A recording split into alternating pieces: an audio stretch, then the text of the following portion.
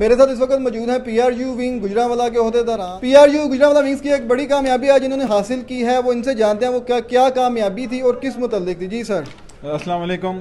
اچھا، جیسا کہ آپ سب کو معلوم ہے کہ لاسٹ 2 ڈیز سے ایک کنفیوز سی سچویشن جو ہے نا وہ ریسٹورنٹس کو لے کے پورے شہر کے اندر چل رہی تھی۔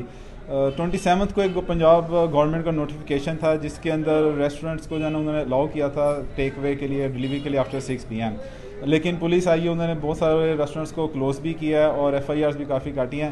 اسی سلسلے میں ہم نے کل بھی کمشنر صاحب سے ملاقات کی اور آج بھی جو ہے نا وہ ملاقات کی۔